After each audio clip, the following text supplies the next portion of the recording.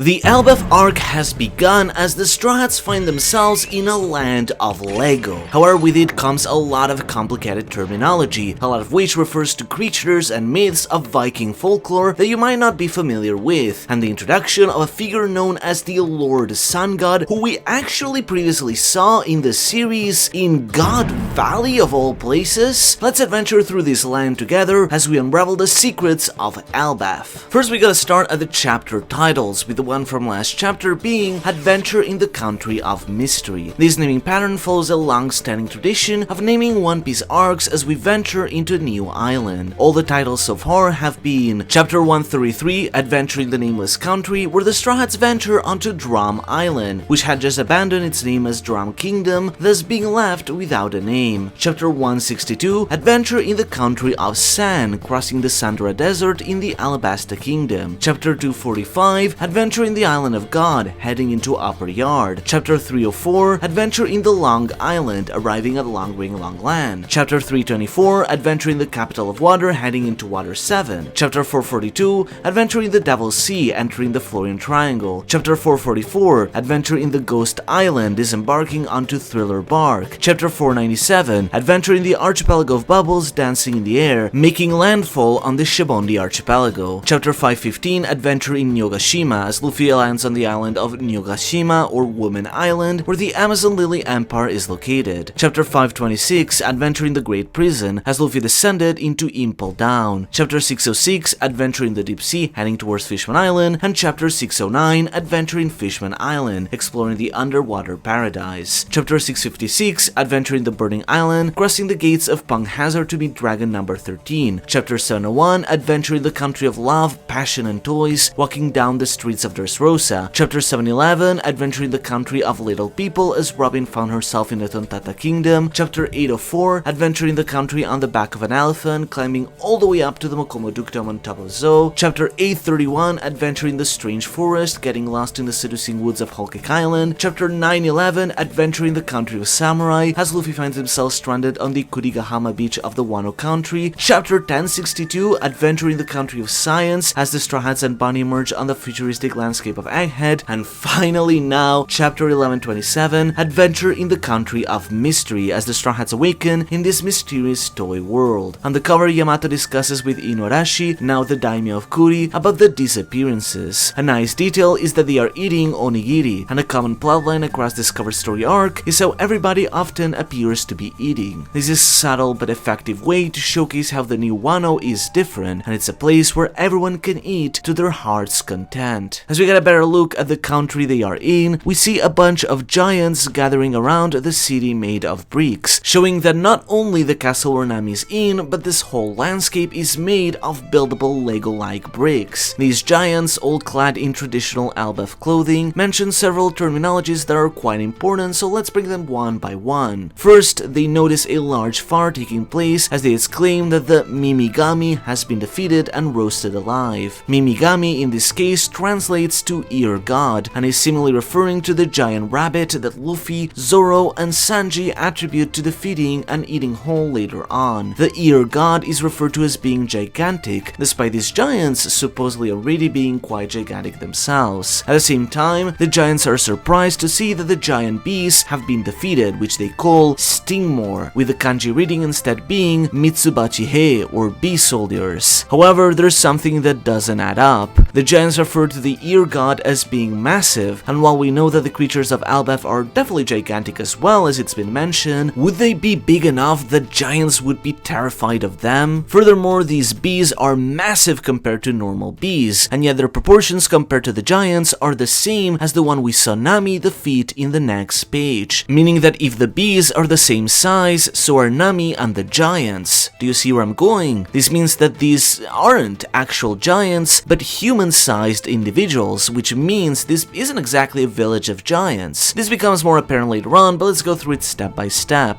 The not giant inhabitants worry about the fire generated by the rabbit being roasted, as it could cause the massive tree at the center of town to catch fire and thus spell an end to their country. They refer to this tree as the Yggdrasil, with the kanji reading as World Tree. This is obviously referring to the Yggdrasil, the colossal tree from Norse culture upon which the realms rest upon, for which it is also known as the World Tree. The thing is, Elbaf already has its own massive tree that many of us assumed would be a type of Yggdrasil, but it looks quite different to this one. Instead of being so slender, the real tree at Elbaf is far thicker and wider, which doesn't quite add up.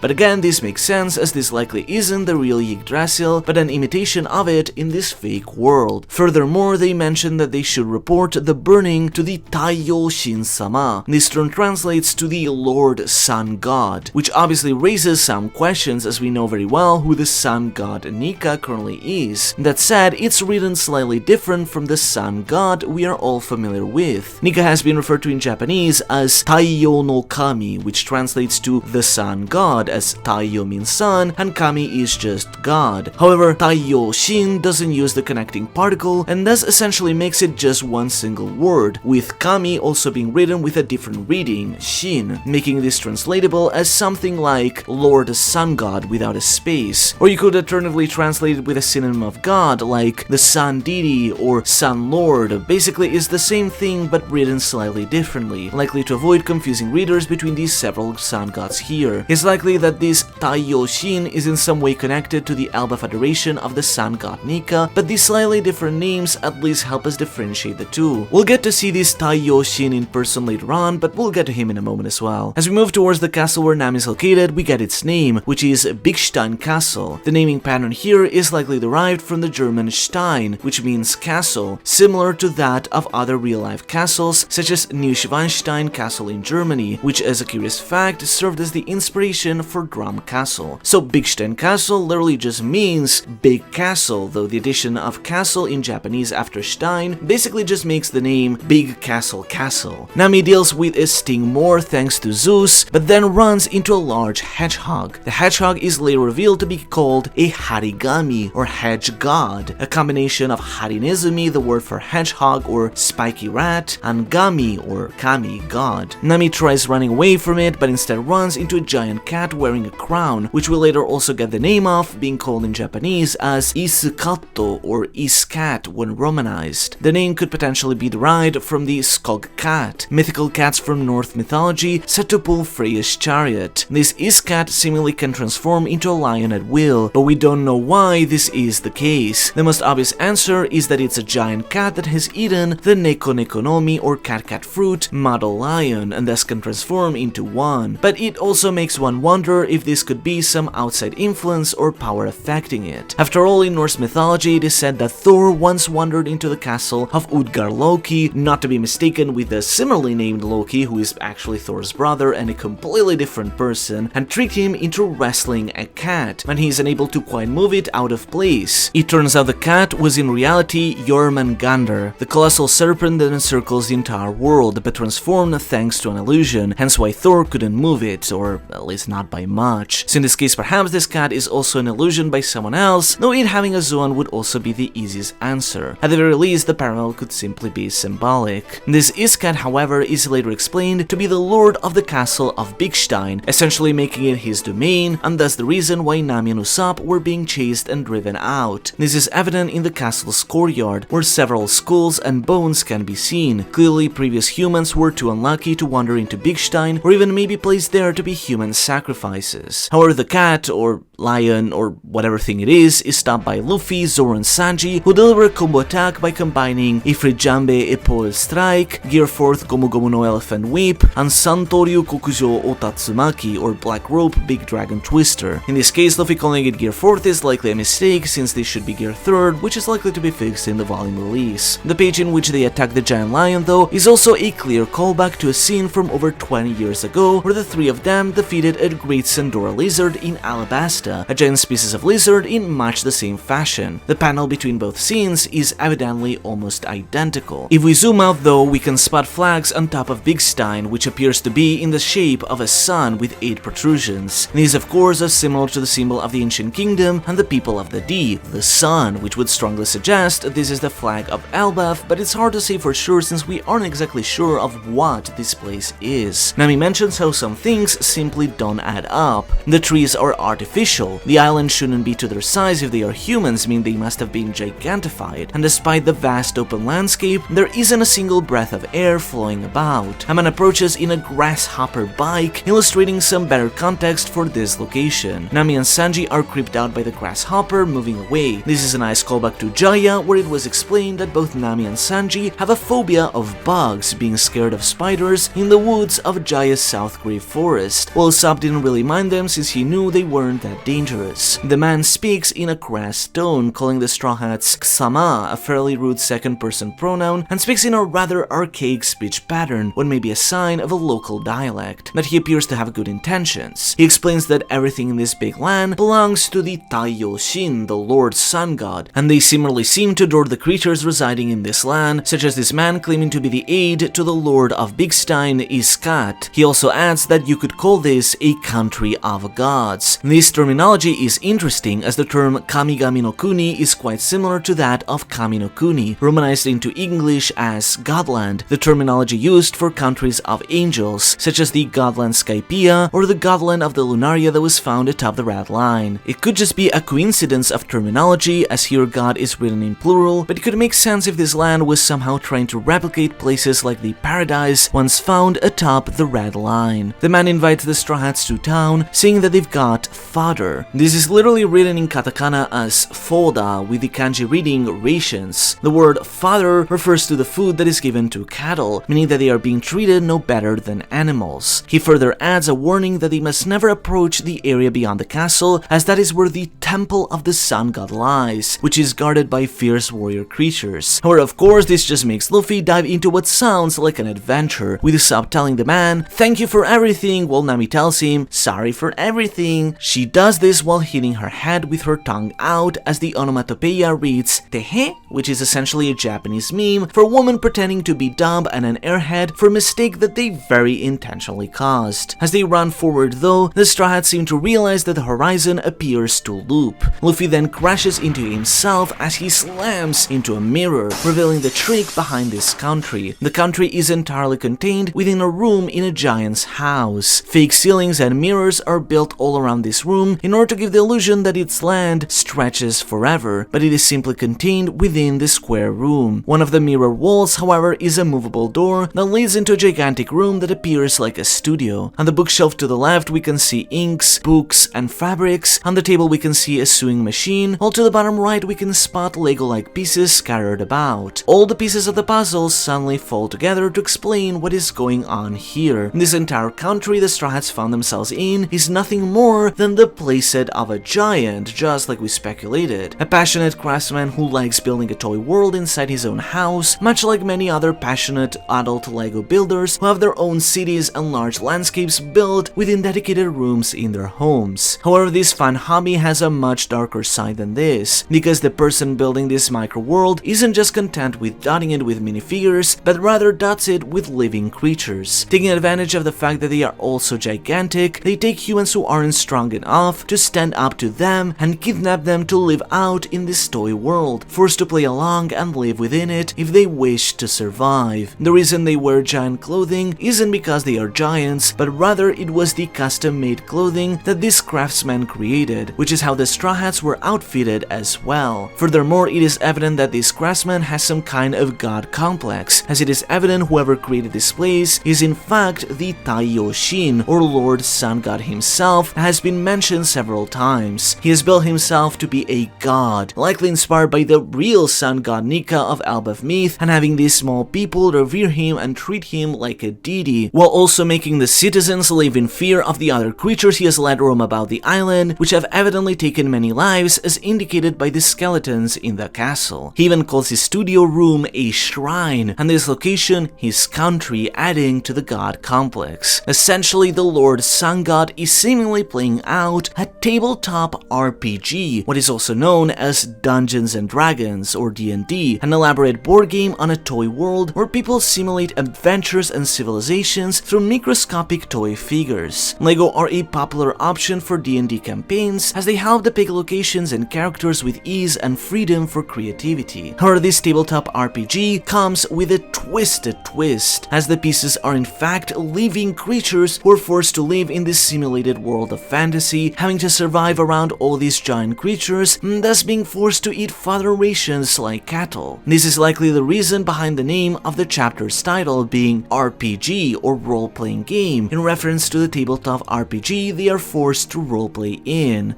Thus it also makes sense that this sun god kidnapped the Straw Hats to add new players to his RPG, though how he managed to snatch them from the ship of the giant warrior pirates is still unknown. As the Straw Hats realize what their surroundings are like though, they are suddenly ambushed by a giant snake, which we later find out is called Hilmungandr. This is a reference to the Jormungandr, the world serpent which in Norse mythology is said to envelop the entire world while biting its tail. Fittingly enough, this deity has been previously mentioned in the manga. At the end of Little Garden, Dory and Bragi mentioned that the only thing their strength couldn't destroy was the blood-stained snake, referring to the Jormungandr that envelops the world. What they were talking about though was likely the Red Line, which from their perspective is just like the giant snake that envelops the world, depicted as a blood-stained snake in some cases. They are further attacked by giant rats and a giant crow with a skull, the latter which is called Mugin. This name is derived from Munin and Hugin, the two crows of Odin that survey the world according to Norse mythology. Luffy transforms into Gear 5 to fight back, though in this case his Viking helmet merges with his hair, making him look as if he has horns. As he defeats the Hilmungandr, you can also spot Zoro slashing the Mugin. However, suddenly a tall figure enters the room, being the Lord Sun God himself. The Straw Hats climb back towards the toy world, with Nami riding on top of Reindeer Chopper if you notice, as they prepare to escape. The Lord Sun God is quite the mysterious being. He appears to be tall, but it's hard to really get an idea for just how tall. As he enters the room, he appears to be the size of a giant. However, in the final page, he appears far larger than that, almost the size of an ancient giant like Ors, completely dwarfing the Straw Hats and even the castles. Maybe he has some sort of size manipulation power, but given how San Juan Wolf already basically has that, this could likely just be forced perspective from Oda, it's hard to tell. Sungod also appears in a very bizarre way, as he uses the first-person pronoun Sisha, a masculine first-person pronoun that was once used by samurai, which you might recall was commonly used by samurai of Wano like Kinemon and Kiku. The term though can simply be taken as a very ancient-sounding pronoun, as the sun god speaks in a quite archaic way, using old-fashioned terms in Japanese like yokumo or nu instead of nai. This gives him the feeling that he's like some sort of ancient entity, or like they speak of an old dialect from a country that hasn't interacted with the outside world in a very long time. Furthermore, he carries a staff with a circle on it that has 8 protrusions, which again makes it look like the sun symbol of the ancient kingdom. Similarly, he also has a shield on his back, which features the same silk roll shape with the same 8 protrusions, also looking like a sun. However, most striking is clearly the giant reindeer skull, which appears to be a mask, as in the final panel we can spot what looks like an eye beneath it. This type of skull has already been seen in Elbaf decorations, often being hanged atop houses,